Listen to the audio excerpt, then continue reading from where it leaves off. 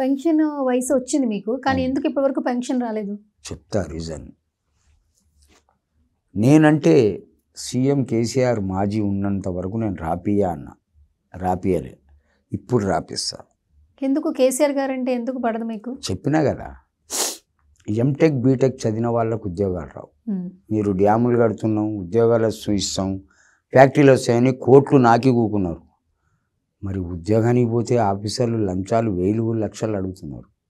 మరి చదివించుడే మా యొక్క తల్లిదండ్రి, తిని తినక తొడిగి తొడగక మరి లక్షల డొనేషన్ ఎక్కడి నుంచి ఇస్తారు? అరే బట్టెబాజ్ మినిస్టర్లారా, మీరు సిన్సియర్గా ఉంటే ఆఫీసర్లు లంచం అడగరా? బూతులు వస్తున్నాయి. ఒకటమ్మా మంచిగిను, మినిస్టర్లు సిన్సియర్గా ఉంటే ఏ ఆఫీసర్ లంచం అడగడు. రామారావు ఒక్కడే మొగోడు, ఎన్టీఆర్ కీర్తిశేషులు మందు బంద్ చేసిన మొగోడు. ఆంధ్రప్రదేశ్ ఉండే అప్పుడు తెలంగాణ ఆంధ్ర విడిపోలే, డేర్ అంటే అతంది.